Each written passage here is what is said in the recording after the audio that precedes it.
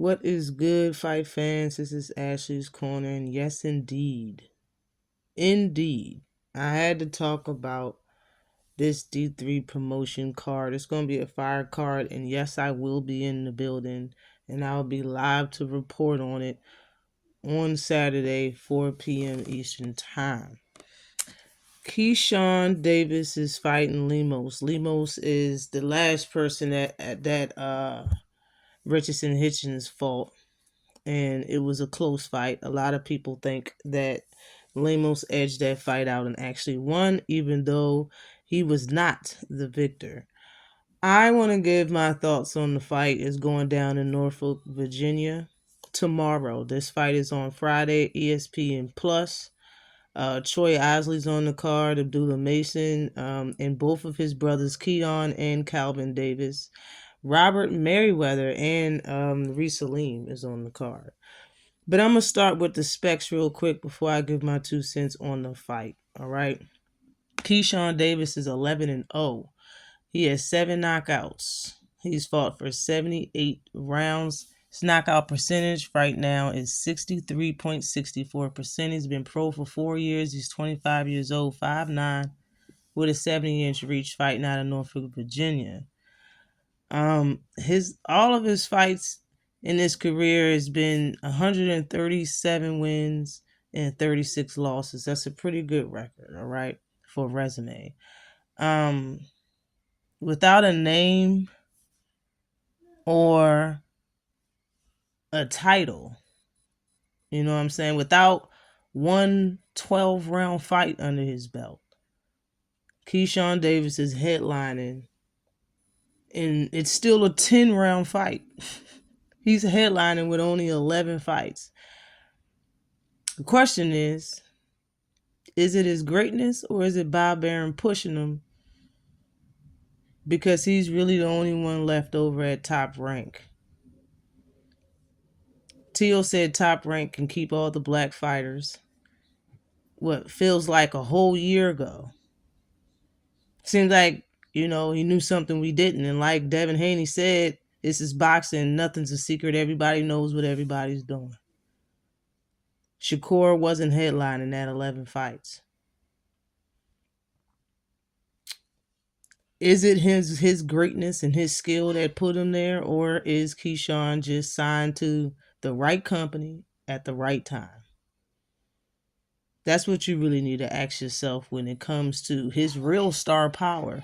He's really being pushed because Teal don't want in Top Rank no more and Shakur left. There's really not really that many big names that's smoking right now.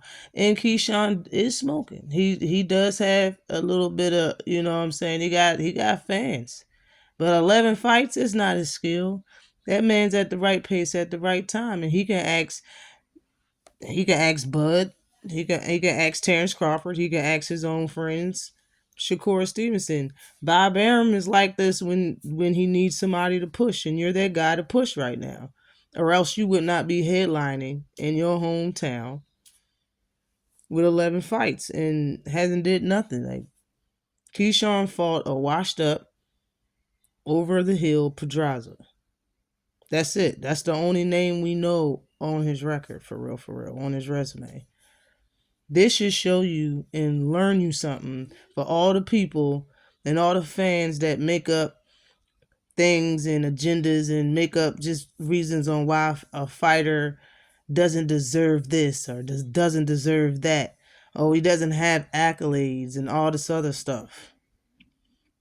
All these things that put that slam fighters for, things that really doesn't even matter.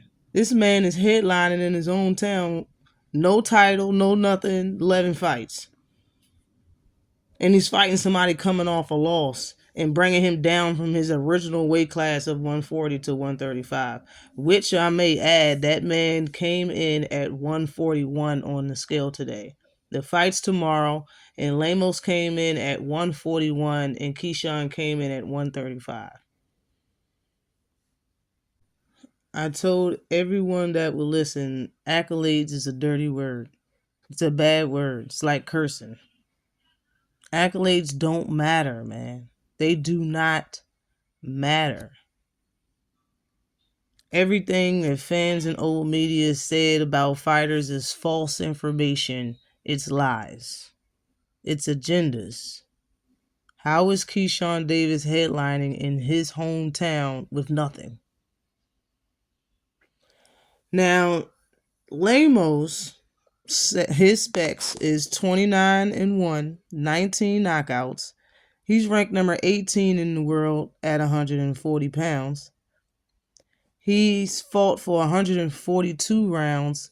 His knockout percentage is 65.52%. He's been pro for 8 years. He's 28 years old, 5'5" and a half, and he's from Argentina.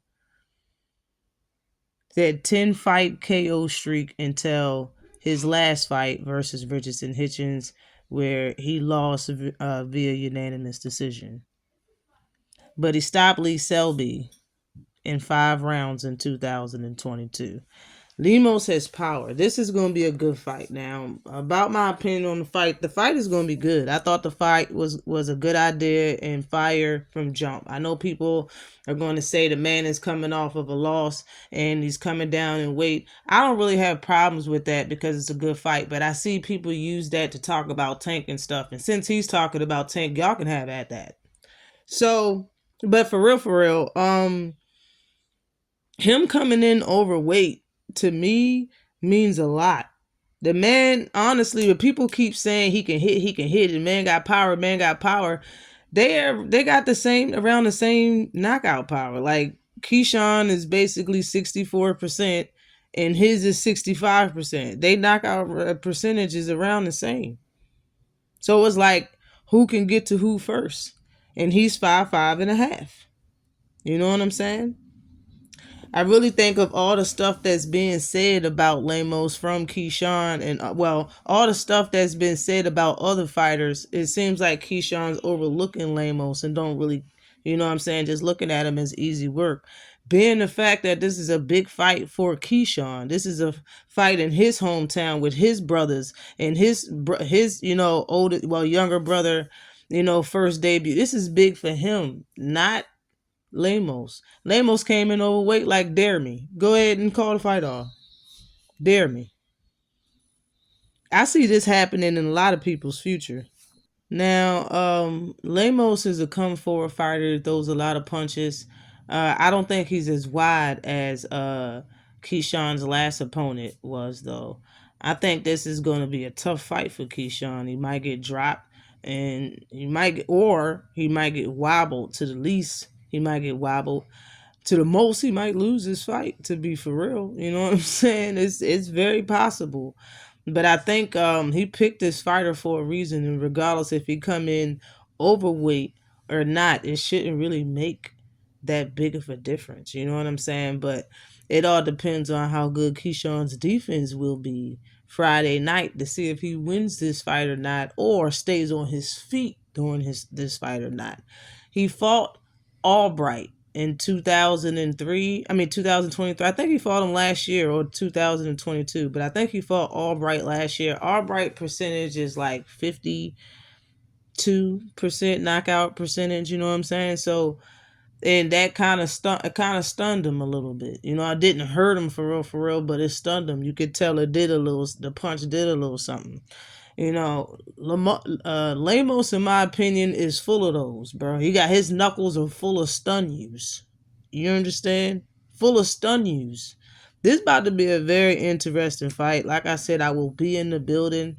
Shout out to Keyshawn Davis and everybody that's going to be fighting that night. I'm highly anticipating the card. I'm highly anticipating Keyshawn Davis. But I'm going to go with Keyshawn for the win. But like I said, this won't be easy. Always like and subscribe to the channel.